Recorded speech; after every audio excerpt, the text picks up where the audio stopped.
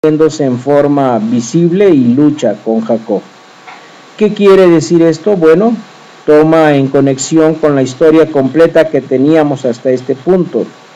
No hay duda de que lo que tenemos aquí es Dios tratando de mejorar la vida de oración de Jacob. Con un curso intensivo de orar, Dios está tratando de romper la dependencia testaruda de Jacob en sí mismo. El problema de Jacob era que en verdad él nunca creyó que Dios hiciera lo pedido. Él siempre tenía ese pensamiento interno de que si él mismo no lo hacía, tal vez Dios no lo cumpliría. Ahora Dios está tratando con él en un momento de verdad. Jacob tiene que enfrentarse al hecho de que aunque sus oraciones eran elocuentes y fraseadas en forma hermosa y correctas, teológicamente no sirven de nada porque no cree que Dios vaya a hacer nada. Toda su confianza está en él mismo. He conocido mucha gente así, oran y hablan maravillosamente en lenguaje teológico correcto, pero no creen que en verdad Dios va a actuar. Esto es lo que Jacob está haciendo aquí. No hay confianza ni esperanza, sino un negativismo testarudo de su parte de dejar y esperar que Dios se encargue de la situación. ¿Se puede reconocer usted en esta forma? Yo mismo lo reconozco y lo hago frecuentemente.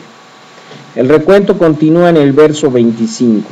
Y como vio que no podía con él, tocó en el sitio del encaje de su muslo y descoyuntóse el muslo de Jacob mientras con él luchaba. Esto sucedió después de largas horas de lucha. Jacob resistió, luchó y peleó. Él no cedía hasta que al fin la mano divina le tocó en la cadera y le pone su orificio fuera de la coyuntura. Esto es el final. Nadie puede luchar en esa condición. Todo lo que Jacob puede hacer es recostarse sin fuerzas dependiendo de este luchador extraño. Sabemos ahora quién es este hombre. Se cuelga de él desesperadamente. Se nos dice que el hombre dijo, déjame que raye el alba. Y él dijo, no te dejaré si no me bendices. Y él le dijo, ¿cuál es tu nombre? Aquí encontramos dos provocativas más, buscando preguntas divinas como las que vimos que fueron preguntadas en el jardín del Edén. La pregunta es, ¿cuál es tu nombre? Dios de hecho sabía cuál era el nombre de Jacob, pero Jacob necesitaba ser recordado. El nombre Jacob significa suplantador, usurpador, un hombre que busca tomar el lugar de otro. Jacob es recordado de que su carácter, su naturaleza es la de confiar en sí mismo y tomar ventaja del otro. ¿Cuál es tu nombre? Y le respondió Jacob, y él dijo, no se dirá más tu nombre Jacob, sino Israel, porque has peleado con Dios y con los hombres y has vencido. He leído mensajes que han comentado que el hecho que Jacob fue poderoso en la oración porque luchó con Dios toda la noche y prevaleció. Pero yo indiqué ya que no es Jacob el que está luchando con Dios, es Dios quien está luchando con Jacob, tratando de romper su dependencia testaruda a sí mismo, sus sentimientos de que todo depende de él, que él lo tiene que hacer o de otra forma no se va a hacer, que Dios no va a hacer nada realmente en la situación. Además, no prevaleció Jacob en su lucha con Dios. El momento de prevalecer viene cuando su cadera es rota, cuando está totalmente vencido y no puede hacer nada, sino que se cuelga de él. Ahí es cuando él prevaleció con Dios. Esto es lo que este recuento nos enseña. Dios responde a ese sentido de impotencia humana.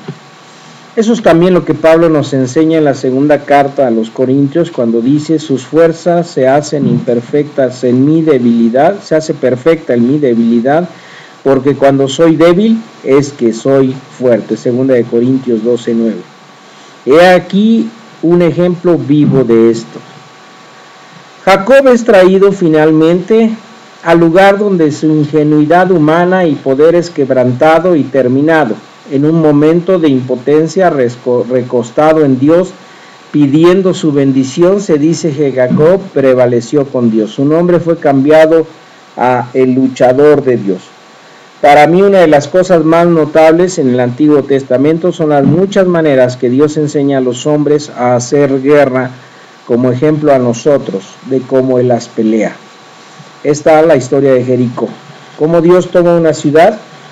Bien, marchando 7 veces alrededor y sonando trompetas. ¿Qué creen ustedes que la junta de jefes del ejército pensaría de esa estrategia?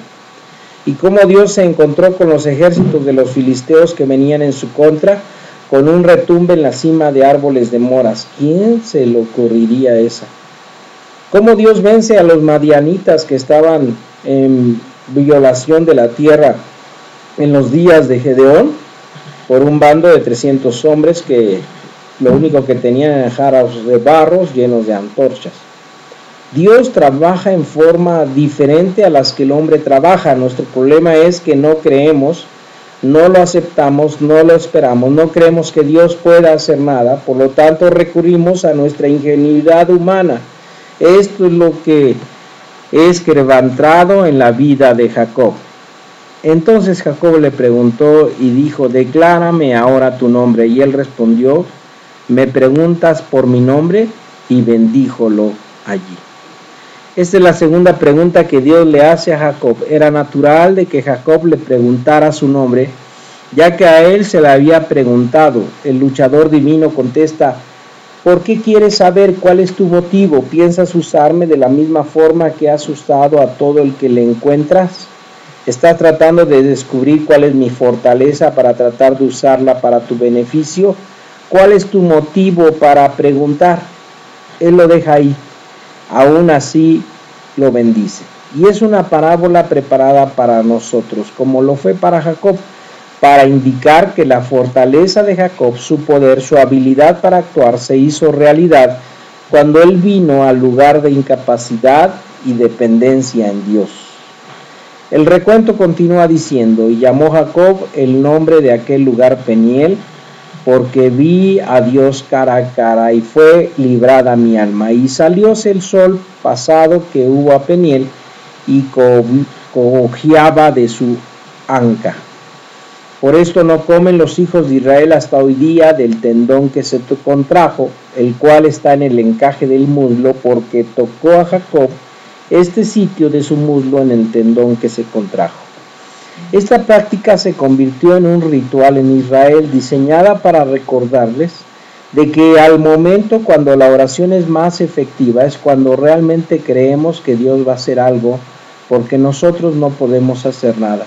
He llamado esto lo esencial en la oración. Creo que es verdad. Vez tras vez, a través de las Escrituras, encontramos que la lucha grande de Dios con nosotros es enseñarnos a no pensar que debemos de hacerlo todo por nosotros mismos. Pasé por una experiencia similar. Yo había orado por una situación que sentía si solo yo pudiera sentarme y razonar con las personas envueltas, si pudiera enseñarles lo que estaban haciendo. Estoy seguro que yo le haría ver lo que estaba sucediendo, pero no podía hacerlo. Físicamente fui removido del asunto. Psicológicamente sabía que no tenía una puerta abierta de comunicación. Sentí la frustración de que no podía hacer algo, pero fue del resultado de la frustración que comencé a orar y a confiar que Dios actuaría, y lo hizo. Este es el secreto de la oración, no en nuestras fuerzas, pero en la de Él. Esta es una expresión correcta de esa verdad de la mano de Alan Redpath. ¿Estás tratando contigo mismo, derrotado en la vida, yendo cuesta abajo a golpes? Tú encaras muchas batallas. Ninguno de nosotros puede vencer en esto porque lo sabemos en nuestros corazones. Pero